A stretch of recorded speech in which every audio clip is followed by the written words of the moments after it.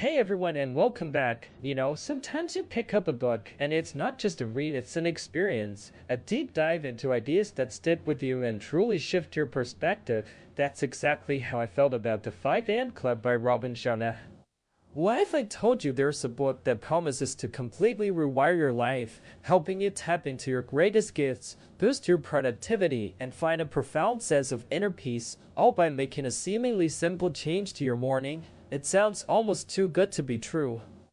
Right? Well, let's just say this book takes you on a wild, beautiful, and sometimes utterly bizarre adventure to prove that it's not. This isn't your typical self-help book filled with dry advice. Sharma masterfully weaves his teachings into a captivating narrative. We meet two main characters at a personal optimization conference: an entrepreneur in her late 30s who's been blindsided by a ruthless corporate coup and is at the brink of despair, even contemplating ending her life. She feels betrayed and broken. Alongside her is an artist, a heavy-set dreadlocks painter struggling with procrastination and self-sabotage. Despite his talent, they're both at crossroads, feeling lost in a world filled with complexity and distraction. The conference's main speaker is a revered octogenarian known as the Spellbinder, a grandmaster of inspiration. He talks about becoming legendary, reclaiming personal greatness, and creating a life of creativity, productivity, and prosperity. He stresses that limitation is just a mentality and that excuses are seducers, fears are liars, and doubts are thieves. Now imagine this right after the Spellbinder collapses on stage. A scruffy, seemingly homeless man with wild hair and stained clothes approaches our two protagonists. He speaks in surfer slang, but also with an unusual authority, boasting of his fortune and claiming that the Spellbinder's teachings transformed his life. Our entrepreneur is naturally skeptical, even whispering, "Total crackpot." But then they notice his massive, expensive watch, worth easily $100,000. So what's going on? Well, this eccentric stranger, who is actually a billionaire named Stone Riley, insists on taking them to his oceanside compound in Mauritius to teach them his private morning routine. Why does he live like a vagabond? He explains it as voluntary discomfort, a practice to stay strong, disciplined, and focused, avoiding the entitlement mentality he sees in society. He emphasizes that nothing works for those who don't do the work. This is where the real journey begins, far from the ordinary world. On this magical island, the billionaire reveals that his success stems from mastering his mornings, a concept he learned directly from the Spellbinder. He introduces them to the core philosophy: own your morning, elevate your life.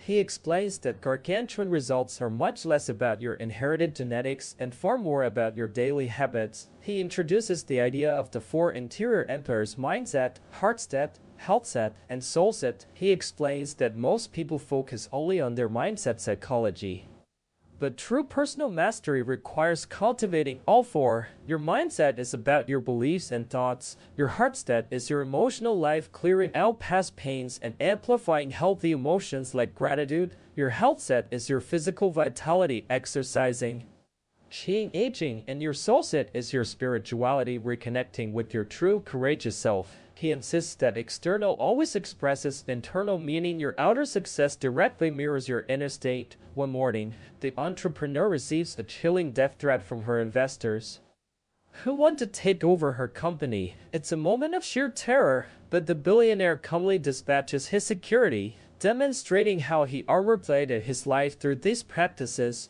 He uses this intense situation to reinforce the power of the morning routine, promising that it will insulate them and help them become unbeatable. But how do you actually do this morning routine? You might ask. This is where the 20-20-20 formula comes in, the cornerstone of the 5 AM method. The billionaire takes them to Rome to reveal this precise 60-minute routine, divided into three 20-minute pockets: move, reflect, and grow.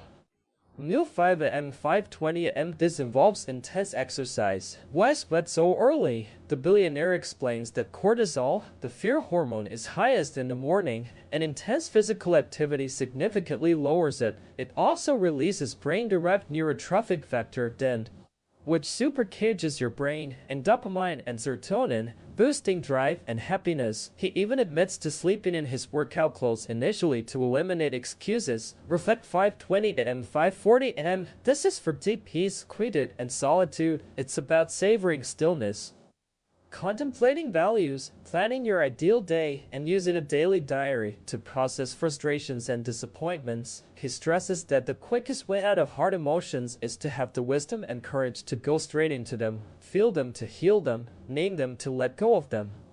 Meditation is also a key component here to strengthen focus and inner peace. Grow 5:40 am to 6 am. The final 20 minutes are dedicated to personal and professional development. This means reading, listening to audiobooks, studying, and learning from the lives of great individuals.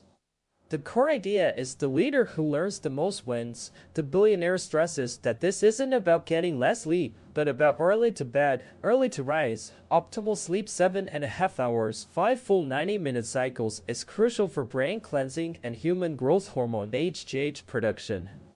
But how do you make these habits stick? You might be wondering. This is covered when the billionaire takes them to India, specifically to the Taj Mahal. He introduces the 60-60 minimum, explaining that installing any new habit successfully follows a distinct 4-part pattern over approximately 66 days. It has 3 phases. 1. Destruction days 1 as 22. This is where you destroy old patterns. It's hard, like a space shuttle using most of its fuel during liftoff to overcome gravity. You'll feel like quitting, but you must persist. 2. Installation days 23 44. This is the messy middle, where new neural pathways are formed. You might feel confused or frustrated, but it's crucial for growth. 3. Integration days 45 66. This is when a new habit becomes second nature, requiring almost no willpower. It becomes easier to do the new habit than not to do it.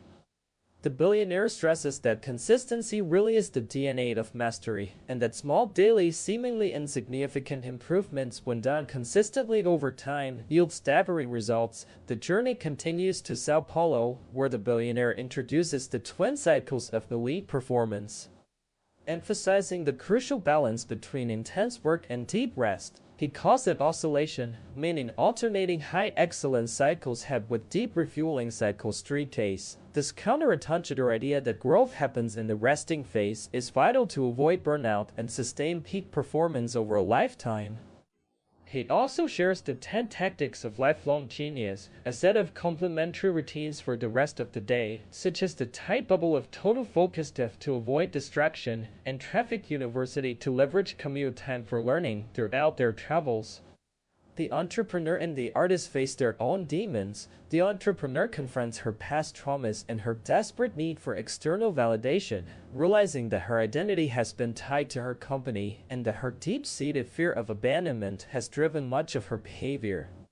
The artist, too, acknowledges his self-sabotage and the fear of creating truly original work, but as they commit to the 5M Club methodology, they transform. They become more confident, resilient, and grateful, their love for each other blossoming amidst the lessons.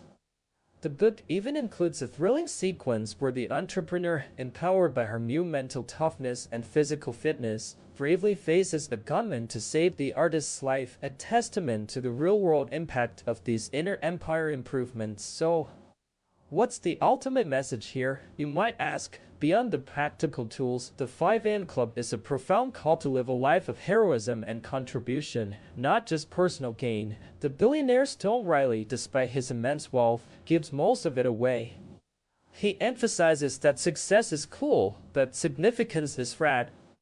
He stresses that we all have a primitive psychological need to produce masterworks that wow, live daily amidst uncommon awe, and know that we're somehow spending our hours in a way that enriches the lives of others. He also shares his billionaire's maxims, like collect miraculous experiences over material things, and money is the fruit of generosity, not scarcity. The culmination of their journey is at Robben Island, Nelson Mandela's prison. Here, the spellbinder who was the pilot for their final flight, surprising everyone once more, reinforces that suffering can either embitter or ennoble us. Mandela's ability to forgive those who brutalized him is a powerful example of transforming hardship into heroism. The core idea is that we're all built for greatness, but we must choose to cultivate it, to rise above mediocrity and fear, and to serve humanity. In the end, Stone Riley, the billionaire, passes away from an incurable disease he kept secret, but his legacy lives on through the transformations he inspired. The entrepreneur and the artist, now married, become immensely successful in their own fields, continuing to live by the principles of the 5 AM Club. They even named their son Stone. This underscores the book's central message: your life is your legacy, and it's built day by day, hour by hour, starting with how you choose to begin your morning. So, my friend, if you're looking for a book that will not only inspire you but also give you a practical step-by-step methodology to reclaim your power, boost your productivity, and infuse your life with more joy and meaning, The 5 AM Club is absolutely worth the read. It challenges the conventional wisdom of our hyper-distracted world and offers a pathway to becoming a history maker in your own unique way. It's a reminder that true transformation begins within, and it's a journey that's messy, challenging, but ultimately incredibly rewarding. Are you ready to join the club?